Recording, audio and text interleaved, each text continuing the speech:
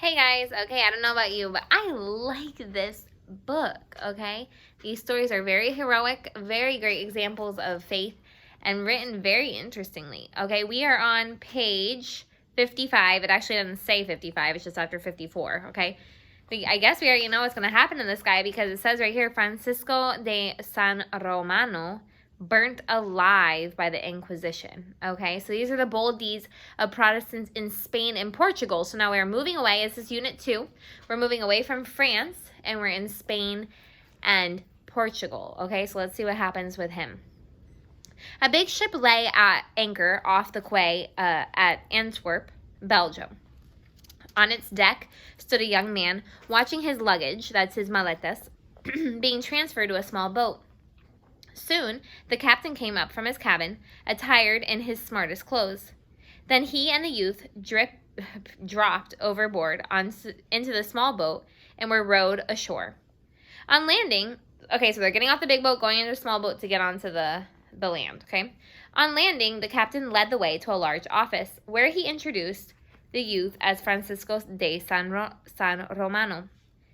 The merchant heartily greeted the young Spaniard, for he was the son of the mayor of Bribiesca, one of his chief customers, and had come to Antwerp to gain business experience in his office. Okay, so he was the son of a mayor, an alcalde, and he was there like as an intern, basically, okay, training to get experience in the office. For some days, Francisco devoted his spare time to seeing the sights of Antwerp. But when he had visited everything of interest, he began to find the place very dull, okay, very boring. Happily for him, he was a studious youth, and whenever he felt lonely, he turned to books. He worshipped in the beautiful cathedral, completed some 22 years, and heard the leading preachers of the town. But when he had been in Antwerp a few months, he was told that a former prior of Austin Friars had become a Protestant and preached in a small building not far from his office. Okay, so now you can see where this is going to be going, right? He's invited to a place where there's a Protestant preacher, even though he's very devoted as a Catholic. Francisco had, of course, heard of the German reformers, but he had never troubled to read their works. But the fact of a prior becoming a Protestant, a prior is a religious leader in the Catholic Church, and giving up a good position to suffer persecution and perhaps a violent death aroused his interest. Okay, so he's wondering, why would a guy making good money working for the Catholic Church, basically, right? Or at least in an important position in the Catholic Church, why would he give that all up to become a Protestant, which he knew was just going to get him in trouble, right? Unknown to any of his friends, he went to hear the ex-prior preach and was more impressed by his sermon than by any he had heard either at the cathedral or in Spain. In fact, the Protestant sermon haunted him for days, okay? He couldn't get out of his head. And at last, he made up his mind to call on the preacher.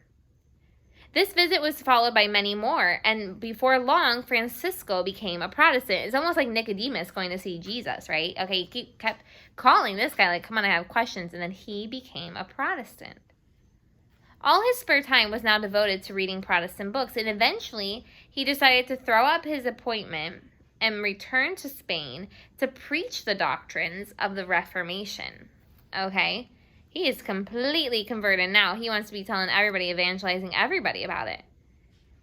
His employer was naturally considerably surprised when Francisco told him of his intentions and mentioned his mad determination, for so he called it, to many of his friends. Okay, mad meaning crazy. And crazy intentions. He was surprised. He's like, oh, okay, this guy, I don't know what he's thinking, right?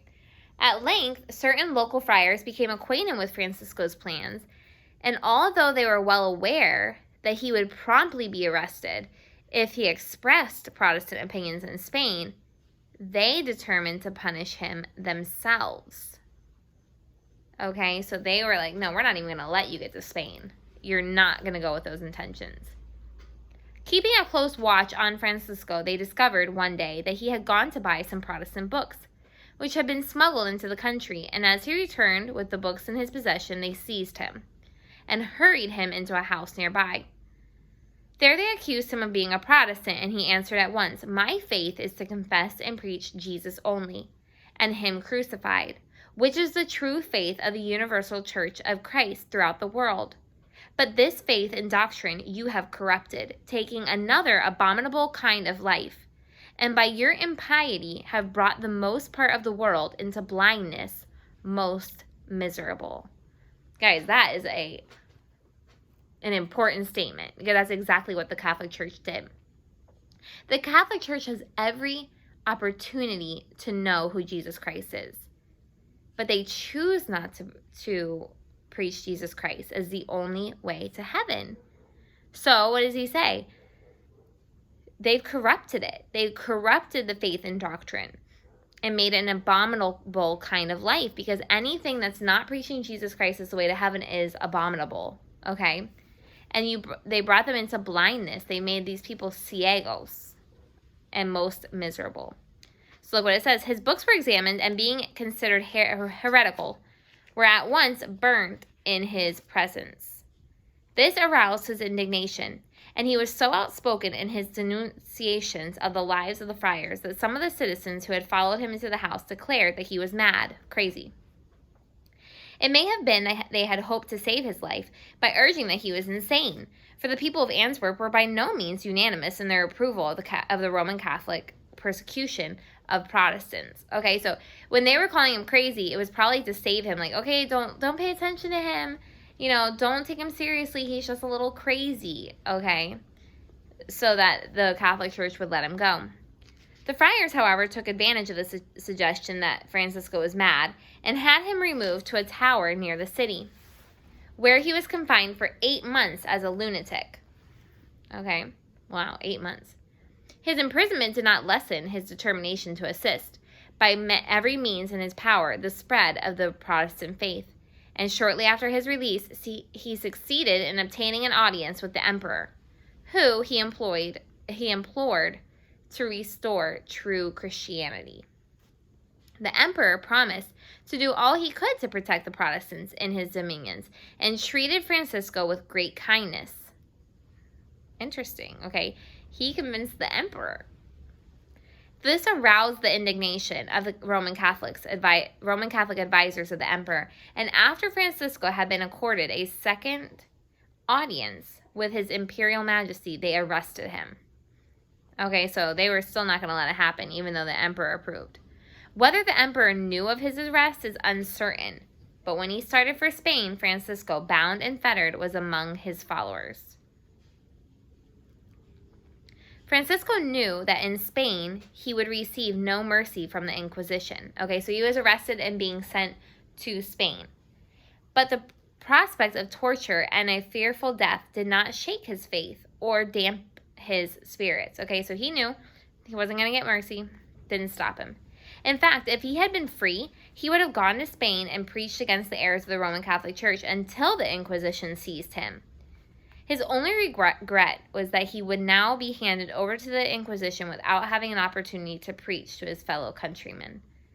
But he did not brood over his disappointment. He endeavored to convert the soldiers who guarded him. That's really cool, okay? So he was disappointed that he couldn't go to the Spanish people that were his people, okay? But at least he was going to tell it to the soldiers. "You see these chains," he said on one occasion, "but my captivity, so shameful in the eyes of men, is for the divine glory. These hands and feet are bound, and I am fastened to this cart so that I cannot move, but my spirit is free, and I can rise to the throne above and rejoice in the presence of God." On arriving in Spain in 1542, he was handed over to the Inquisition for examination. After a few days in the Inquisition prison at Valladolid.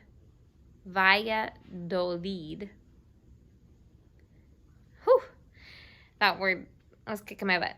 He was taken before the chief inquisitor, whom he told without the slightest hesitation that he was a Protestant and he would not recant. Moreover, he declared, according to Stufton's Memories of the Spanish Reformers, that the doctrine of Mass, purgatory, indulgences, and image worship were blasphemies and profanations of the blood of Jesus Christ. And that is so true. Okay, it is so true that mass, purgatory, indulgences, and image worship are blasphemous. Having warned Francisco that he had better recant, the chief inquisitor ordered him to be taken back to his dungeon. For 2 years, Francisco was kept a prisoner. Now and again, he was taken before the inquisitors and asked if he had decided to recant.